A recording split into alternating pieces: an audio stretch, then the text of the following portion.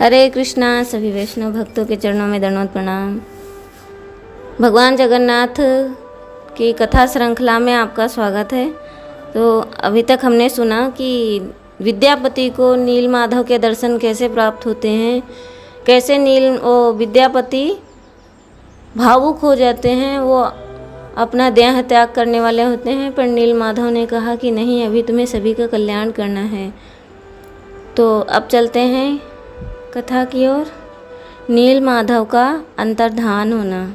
विद्यापति मार्ग में बिना कहीं विश्राम किए निरंतर चलते चलते अंततः अवंती नगरी पहुंच गए। वहां 6 मास के उपरांत अवंती नगरी लौटे। विद्यापति महाराज इंद्रद्युम्न के समक्ष उपस्थित होकर उन्हें सूचित किया कि मैंने नील माधव को ढूंढ लिया, कृपया आप मेरे साथ चलिए।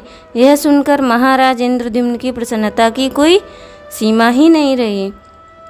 जीवन पर्यंत नील माधव की सेवा करने के उद्देश्य से राजा इंद्रद्युम्न ने अपनी पत्नी, धन संपदा, प्रजा और अपने सैनिकों और सेनापतियों के साथ नील माधव को अपने राज्य में लाने के लिए नीलांचल की ओर प्रस्थान किया। उज्जैन से प्रस्थान कर वे श्री जगन्नाथपुरी से 100 मील दक्षिण में स्थित उस गांव में पहुँचे जहां विश्वावसु का घर था। उस समय तक सरसों के पौधे निकल आए थे तथा उन पर पीले पीले फूल, सरसों के पौधे निकल आए, पीले पीले फूल खिल रहे थे। विद्यापति उन पौधों के द्वारा निर्मित पथ के मध्य से राजा इंद्रद्युम्न नील माधव के मंदिर की ओर चले गए। तो जब जैसे सरसों के फूल का उन्होंने मार्ग बनाया था, जब जा रहे थे तो उन्होंने अपनी पत्नी से पूछा था कि अगर मुझे पुनः दर्शन करने की इच्छा हुई तो मैं दर्शन कैसे करूँगा, क्योंकि तुम्हारे पिताजी तो मेरी आंखों पे पट्टी बांध देंगे तो मुझे उस रास्ता के बारे में पता नहीं चलेगा, उस मार्ग के बारे में। तो उनकी पत्नी ने कहा था कि कोई बात नहीं, आप सरसों के दाने ले जाइए और वो मार्ग में डालते जाइए, तो इस प्रकार से वो पौधे उगाएंगे तो उसी से आपको मार्ग का चिन्ह मिल जाएगा। ऐसा ही उन्होंने किया था। तब जाके वो राजा को बताया। फिर उसी जो सरसों के पौधे थे वो बड़े हो चुके थे, उनमें सरसों के फूल भी आ चुके थे। तो उन्होंने ही मार्ग का पता किया और उन्हीं सरसों के चिन्ह से ही वो भगवान नील माधव तक पहुंचने वाले हैं। पहुंचने पर जब वहां पर पहुंचे तो देखा भगवान नील माधव वहां पर विद्यमान नहीं हैं। राजा इंद्रद्युम्न ने सोचा कि भगवान श्री नील माधव के विग्रह को अवश्य ही विश्वावसु ने गांव में ही कहीं छुपा दिया होगा। अतएव इसीलिए उन्होंने अपनी सेना द्वारा उस गांव को चारों ओर से घेर लिया था। विश्वावसु सहित सभी सबर लोगों को बंदी बना लिया। महाराज इंद्रद्युम्न निराश होकर रोने लगे। वे कुशान के आसन पर महासागर की ओर मुँह करके बैठ गए और उन्होंने निश्चय किया, जब तक मुझे भगवान नील माधव के दर्शन नहीं होंगे तब तक मैं कुछ भी नहीं खाऊंगा। यदि मुझे उनके दर्शन नहीं हुए तो मैं प्राण त्याग दूंगा। मैं अपने समस्त राज्य, धन संपदा, अपनी पत्नी और परिवार के साथ उनके दर्शन के लिए आया हूँ, परंतु मुझे नील माधव के दर्शन नहीं हुए। मुझे प्राण त्याग देने चाहिए। इसके उपरांत वे प्रभु को स्मरण कर हा नील माधव, हे नील माधव, हे नील माधव कहते कहते उनको पुकारने लगे।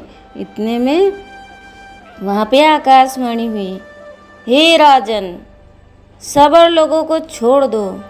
मैं इस जगत में नील माधव के रूप में तुम्हें दर्शन नहीं दूंगा, किंतु मैं जगन्नाथ, बलदेव, सुभद्रा और सुदर्शन चक्र, इन 4 रूपों में प्रकटित हो जाऊंगा। महासागर के निकट स्थित बंकिम मुहाना के समीप प्रतीक्षा करो।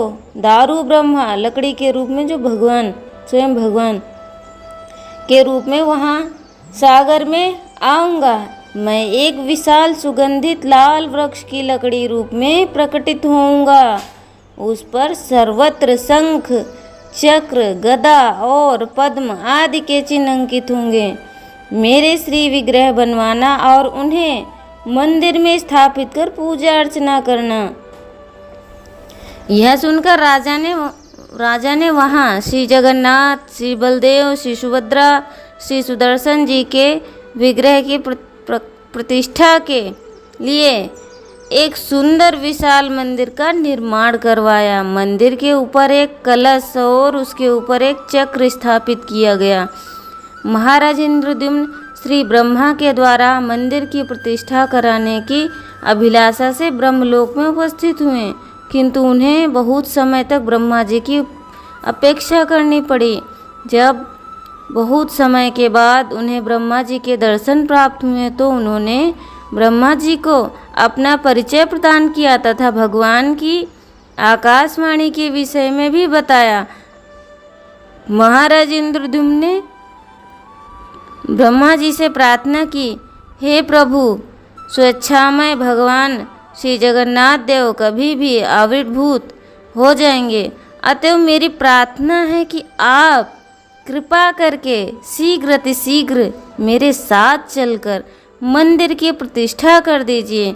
ब्रह्मा जी महाराज इंद्रद्युम्न की बात से सहमत हो गए तथा उन्होंने स्वयं ही कहा, महाराज, प्रभु के द्वारा निर्धारित स्थान पर पहुंचकर हमें उनकी प्रतीक्षा करनी चाहिए। तो कभी भी मंदिर और भगवान के विग्रह जब आते हैं तो उनकी प्राण प्रतिष्ठा होना अति आवश्यक है, अन्यथा पूजा का कोई महत्व नहीं रहेगा।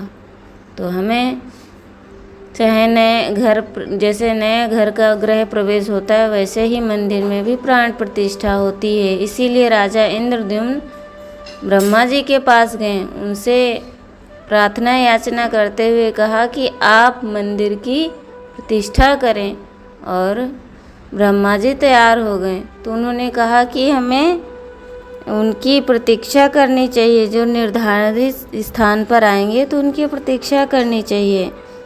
तो अब हम आगे सुनेंगे इसके बाद में क्या हुआ, इस कथा को अभी हम विराम देते हैं। हरे कृष्णा कृष्णा कृष्णा हरे हरे, हरे राम राम राम हरे हरे।